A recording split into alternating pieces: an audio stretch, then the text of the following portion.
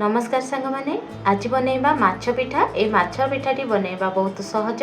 चलंतु एबे स्टार्ट करिबा। माछर पिठाटी बनैबा पई एठी मु नेछि 2 गिना आटा, आधा चमच लूण आ 1 चमच तेल देई आको पूरा नरम करी चकड़ी देछि। देखंतु केते सॉफ्ट होईछि मो आटाटी। एथर रेस्ट करिबा पई ताको छाडी दबा। एबे पिठा पई हमें पूरा रेडी करिबा। एठी मु नेछि 2टी आलू ताको चामच साहाय्य एमती भांगी देछि। छोट छोट काटिकी गोटे पियाज को देछि। आधा चामच लूण दे देछि। हळदी गुंड आधा चामच दे दबा। लंका गुंड आधा चामच दे दबा। कस्तूरी मेथी टिके दे दबा आ मसला गुंड गोटे चामच दे दबा। आको चकटिकरी रखी दबा। माछ पिठा पई पूरा हमर रेडी हे गला। सांग माने आपण एठी कंचा लंका भी व्यवहार करि परिबे। मो पुअर टिफिन पई मु बनाउची सेति लागि मु एठी कंचा लंका देइनी। देखंतु मु एठी गोटे अटार गुळा नै रुटी बेल देइची। रुटीर मझिरे आमे आलू कुरुकु रखि दबा। एथर आमे कट लगी दबा। देखंतु एंती ऊपर आडू टिके टिके कट लगेबे। तापरे तळ आडू मध्ये एंती दीटा कट लगेबे। एपट साइड आडू और सेपट साइड आडू।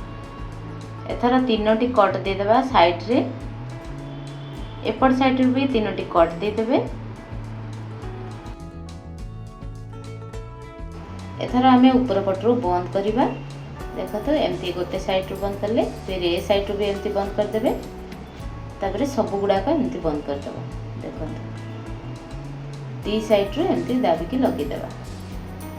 देखो तो भल से लगेबे नाही तो खोली जबार चांस अछि। चलंतु सब गुडा को एमती बंद कर देली। एथर चलंतु माछर लांचटी को तैयारी करिबा। एमती चाकू साहाय्य रे टिके टिके दाग दे दबा। देखो एमती अल्प करिके दाग देबे, पूरा काटिबेनी।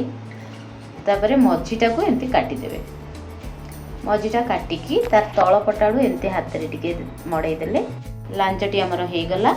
एथर चलंतु आखिटी बनैबा। आखि बनैबा पई मु एठी गोलमरचटे नैची ताकू तार एमती ऊपरे दे देबी।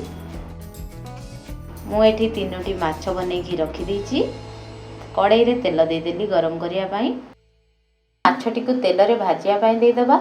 ऊपर पटू एमती तेल को देबे जा द्वारा माछर ऊपर पटटी भी भाजी हे जिवो। तेल को एमती दे देले लेउटेला बेले आउ भांगीबनी। एथरा हमें आकु लेउटे देबा। माछटी पूरा भाजी हे गलानी। एथरा हमें आकु काढी आनिबा। सब गुड़ाक माछ को आमे तेल रे एमती भाजी की काढ़ी आनिबा। सांग माने एठी गोटे कथा कहि रखुची। मो पुअर टिफिन पाई आकु बनाउची सेति लागि मु आकु आटा रे करिची। आपण माने चाहिले मैदा रे भी आकु करि परिबे। ए पिठाटी खाइबा को बहुत टेस्टी लागे। आपण को जदी ए रेसिपीटी भल लागिची ताहाले गोटे लाइक सब्सक्राइब कर देबे। Thank you.